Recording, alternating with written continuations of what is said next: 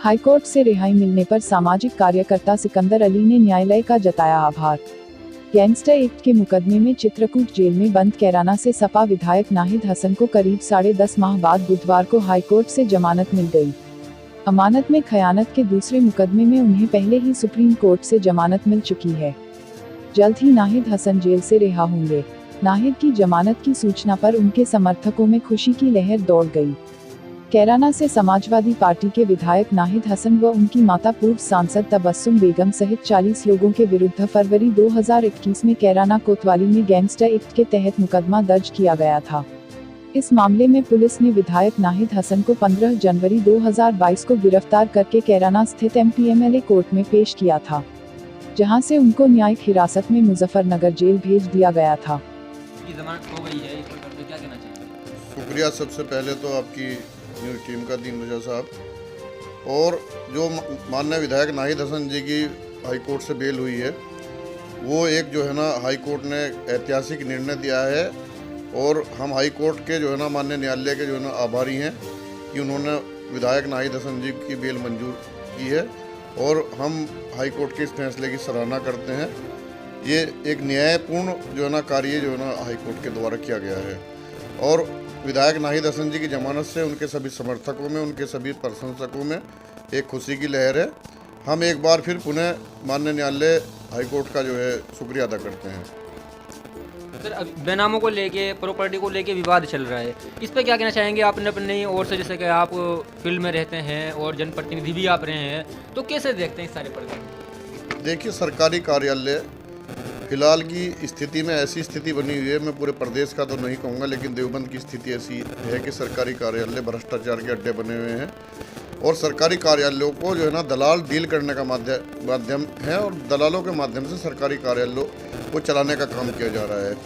इससे जो है ना जनता का उत्पीड़न व शोषण होने का काम हो रहा है। जनता किसी न किसी स्तर पर जो है ना पीड़ित है, लेकिन दबी जबान में जनता कहती है और जो है ना पूरी तरीके से जो है ना अपनी बात को कह नहीं पा रही है। बड़े अधिकारियों को इस चीज़ का संज्ञान लेना चाहिए, चाहे उसमें थाने हो, तहसील हो, रजिस्ट्री हो, राशन विभाग हो और मंडी विभाग हो, कृषि विभाग हो, इस चीज़ पे चकबंदी विभाग हो, बिजली विभाग हो। बड़े अधिकारियों का संज्ञान लेकर, खासकर जो जनप्रतिनिधि हैं, हमारे देवबंद विधानसभा क्षेत्र के विधायक हैं और मंत्री हैं उत्तर प्रदेश सरकार में कुंवर बीरजीत सिंह जी, उन्हें भी इस चीज़ का संज्ञान लेना चाहिए कि उनके विधानसभा में, उनके क्षेत्र में सरकारी दफ्तरों की क्या दशा चल रही है और जनता जो है ना क्या चाहती है। जनता को जो है ना सुलभ न्याय और सुलभ काम मिलना चाहिए।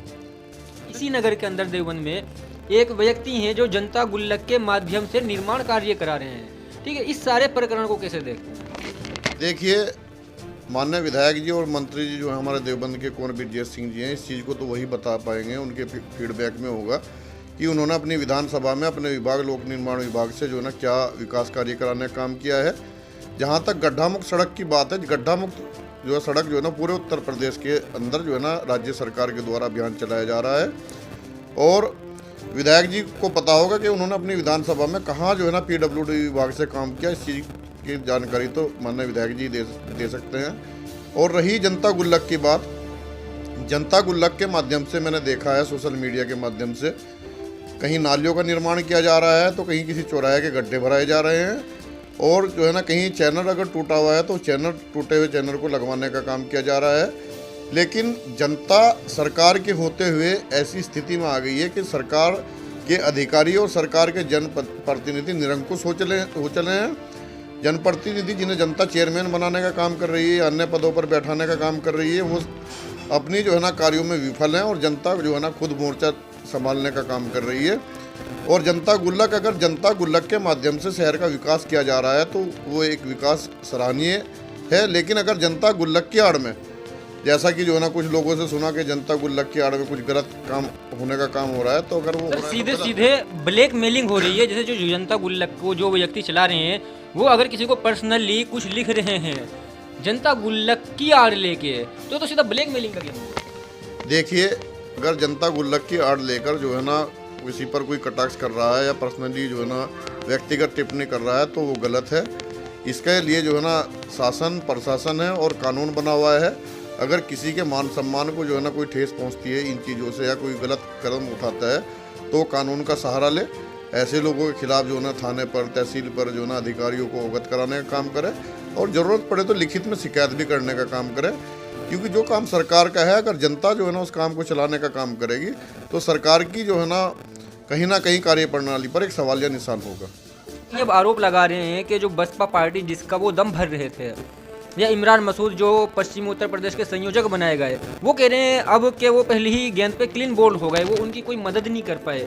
तो ये भी जानना चाहूँगा, आपका भी काफ़ी लंबा राजनीतिक कैरियर है, मुसलमानों के सोचने का नज़रिया क्या होना चाहिए, मुसलमानों को किस तरफ राजनीति में जाना चाहिए और कहाँ मुसलमानों का अस्तित्व बच सकता है? देखिए, आपने मुझे बताया कि शाहनवाज मलिक साहब के साथ नगर पालिका के कुछ कर्मचारियों की कोई बात हुई, ये आपसे ही मुझे पता लगा। मैंने ये तो सुना था कि किसी चेयरमैन के करीबी आदमी की जो है ना नगर पालिका के कर्मचारियों से बात हुई, और उसके बाद कर्मचारियों ने जो है ना थाने पर जो है ना एक तहरीर दी कि रजिस्टर फाड़े गए और सरकारी काम में बाधा पहुंचाई गई, गाली गलौच SC/ST तक की जो है ना उन्होंने तहरीर दी। वो मामला शूट आउट हो गया है। वो कह रहे हैं कि नगर में जो वर्तमान चेयरमैन है वो जनता ने बुज़दिल बनाया है, वो उसकी कोई हेल्प नहीं कर पाए पार्टी स्तर से भी, और इमरान मसूद साहब भी कोई हेल्प नहीं कर पाए, किसी तीसरे आदमी ने उनका मतलब मामला शूट आउट कराया।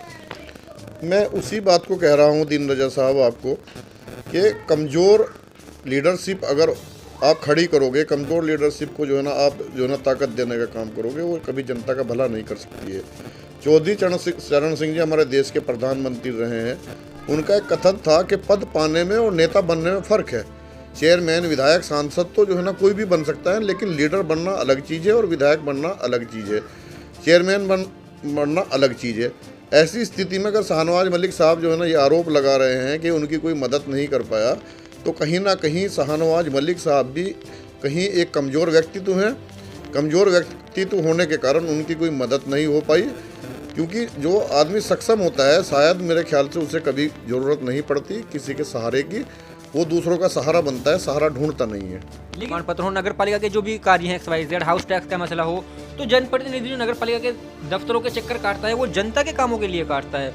तो अगर ये इस तरह का मामला होगा और विभाग की तरफ मतलब पूरी पार्टी की ओर से उनकी कोई मदद नहीं होगी, तो फिर मुसलमानों को किसकी ओर आशा की नज़र से देखना चाहिए? देखिए, मुसलमान को जो है सेकुलरिज्म की आड़ में एक नींबू की तरह नचोड़ने का काम, सेकुलरिज्म जो पार्टी बन रही है अपने आप को सेकुलर पार्टी कहलाती हैं, वो मुसलमान को एक नींबू की तरह नचोड़ने का काम कर रही है।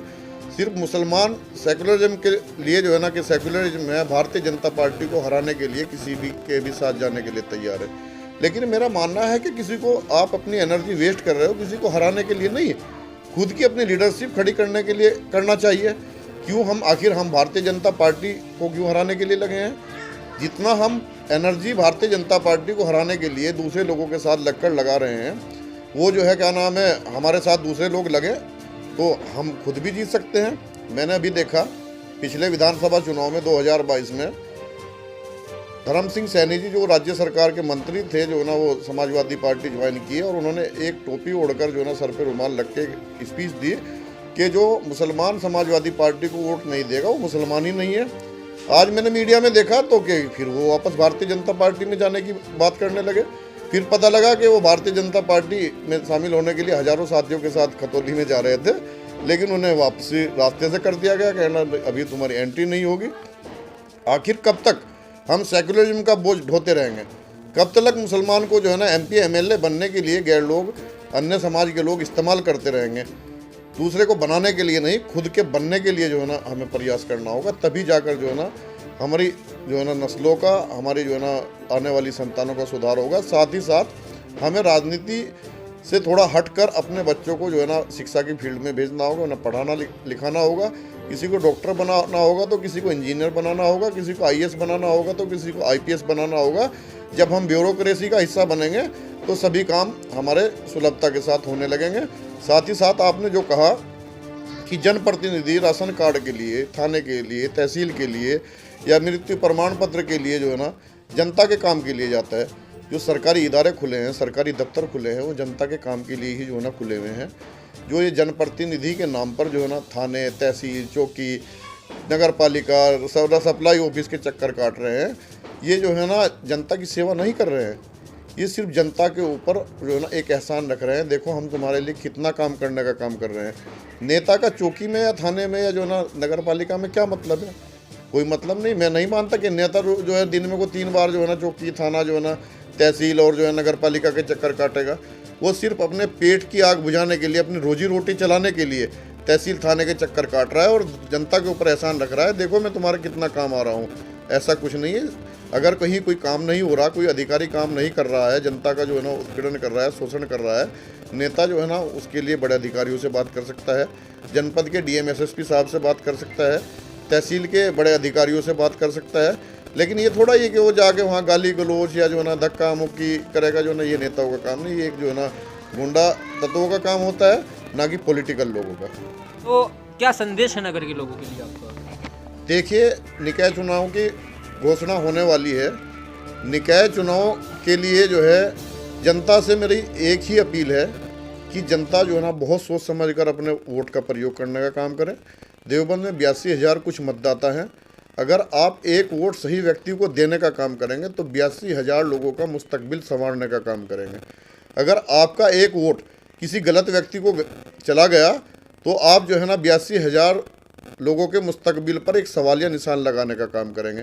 सीट अगर जो है ना जर्नल आती है और कोई जर्नल व्यक्ति लड़ता है, या पिछड़ी आती है, या महिला आरक्षण आता है, इसके लिए जो है ना हमें सोचना होगा। अगर महिला आरक्षण में सीट आती है तो महिला आरक्षण के दौरान जो है ना जो महिलाएं शहर के अंदर निकलकर काम कर रही हैं, जनता के बीच जाकर उनकी समस्याओं को हल करने का काम कर रही है, तो उन्हीं महिलाओं को महिला सशक्तिकरण के तहत जो है ना मैदान में आना चाहिए और उन्हीं महिलाओं को जनता को मौका देना चाहिए।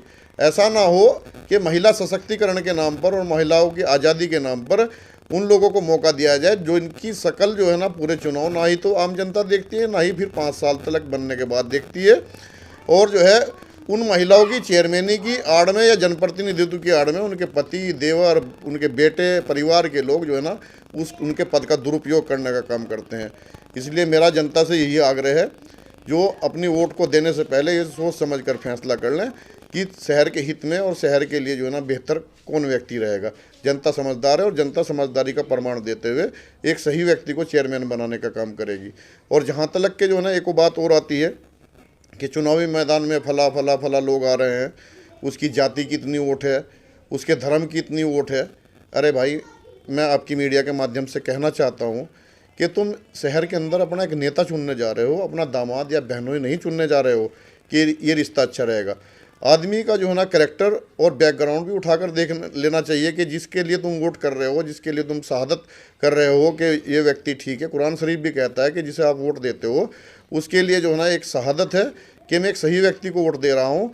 इसलिए जो है ना एक सही व्यक्ति को वोट करना होगा हमें, और शहर को जो है ना एक नए आयाम स्थापित करने के लिए और एक नए चेहरे के हाथ में बागडोर शहर की सौंपनी होगी। चलिए सर, बहुत बहुत शुक्रिया। ये थे हमारे साथ सिकंदर अली गौर साहब, पूर्व सभासद भी रहे हैं।